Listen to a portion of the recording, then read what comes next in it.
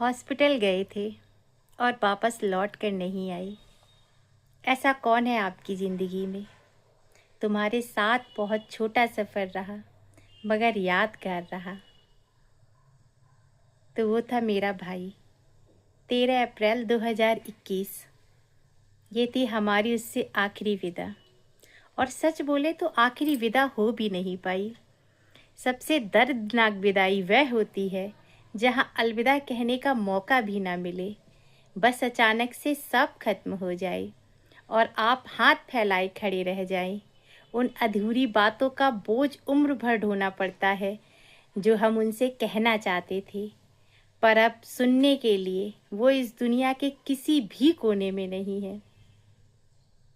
Miss you मेरे भाई, love you. छोड़कर जाना तो प्रकृति का नियम है, पर किसी का समय से पहले छोड़कर जाना सबसे बड़ा दर्द देता है। 13 अप्रैल 2021। हम 2 बहन और एक भाई थे और आज केवल 2 बहन हैं और हमने अपने भाई को 13 अप्रैल 2021 को खो दिया कोविड की वजह से। और 7 दिसंबर 2020 को उसकी ज्वाइनिंग हुई थी एज अ टीचर हरदोई में। इसके बाद होली आती है।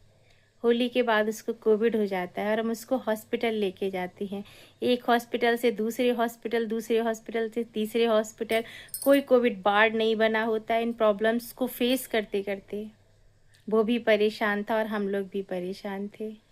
फिर अचानक से एक डेट आती है 13 अप्रैल 2021। प्रॉब्लम बहुत बड़ी नहीं थी, लेकिन हॉस्पिटल्स में बनाई जा रही थी बड़ी। हम रखेंगे नहीं, हमारा हॉस्पिटल कोविड वार्ड नहीं है, ये वो सारी सिचुएशन को फेस करते हुए। और फिर लास्ट में वही फेस आया कि हमको उसको खोना पड़ा। सुधार हो रहा था धीरे धीरे, सिचुएशन कंट्रोल भी हो रही थी, लेकिन ईश्वर को कुछ और मंजूर था। एक हॉस्पिटल में मेरी माँ एडमिट थी, एक हॉस्पिटल में मेरा भाई एडमिट था। हम दोनों यहाँ वहाँ कर रहे थे। तो लौट के सिर्फ तारीखें आती हैं और वो इंसान नहीं आते।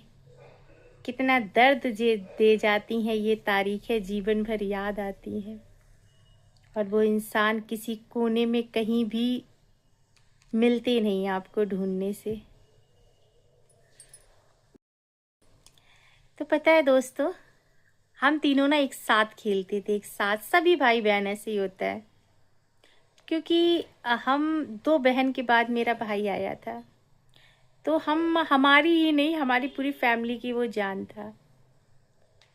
और मतलब हम लोग अपना बर्थडे नहीं मनाते थे। मेरे भाई का बर्थडे मेरे लिए बहुत इम्पोर्टेंट होता था।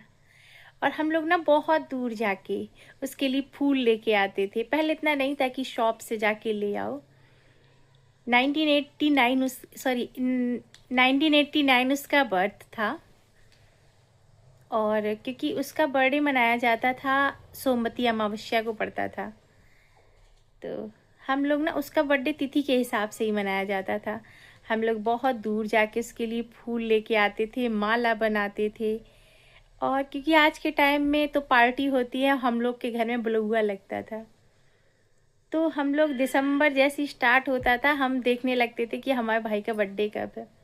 नया कैलेंडर सिर्फ इसीलिए आता था कि नेक्स्ट मंथ में सोमवती अमावस्या किस डेट को पड़ रही है। तो ये हमारे लिए केवल एक बर्थडे नहीं होता था, जैसे एक फेस्टिवल होता है ना, उस तरीके से मनाते थे। और मेरा भाई ना पहले बहुत जिद्दी था, बहुत ही ज़्यादा। हम लोग से बहुत लड़ता था, हर भाई बहन में होता है। लेकिन इतना प्यार करता था, इतना केयरिंग था कि मैं बता नहीं सकती। और आज वो इस दुनिया में नहीं है, तो उसकी यादें हैं हमारे साथ। हमारे भाई की शादी हो चुकी थी, हमारी भाभी भी ठीक थी, लेकिन उन्होंने कुछ ऐसा किया जिससे बिल्कुल ही दिल टूट गया। क्योंकि माँ बाप के लिए ना सबसे ज़रूरी होता है कि अगर भाई नहीं है तो भाई की बेटी या बच्चे जो भी हों, वो हमारे माँ बाप के लिए इम्पोर्टेंट थे कि चलो शुभम नहीं है, उसकी बिटिया सही। लेकिन हमारी भाभी ने उस बिटिया को भी दूर कर दिया और आज वो सेकंड मैरिज करके अच्छे से रह रही हैं। और ये हम लोग को नहीं बताया कि सेकंड मैरिज किया है, लेकिन हम लोग को पता है। अच्छे से रह रही हैं, सब कुछ कर रही हैं। इसके बावजूद भी हम लोगों को शुभम की बिटिया से नहीं मिलने देती। तो बेटा ये पाप कमा के कहाँ लेके जाओगी?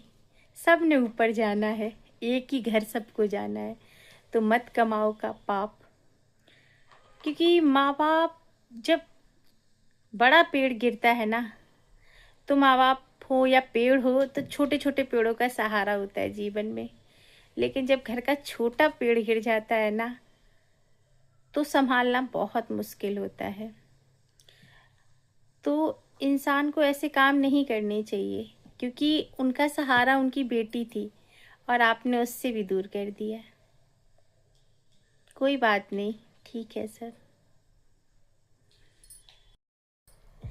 अगर आपका भी भाई हो, आपसे नाराज हो किसी बात से, तो उसको ज़रूर मनाना, क्योंकि भाई जैसी कीमती चीज़, अपने भाई जैसी कीमती चीज़ दुनिया के किसी कोने में नहीं मिलती।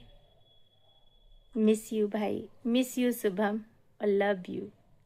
हमेशा याद करेंगे तुम्हें। बाय।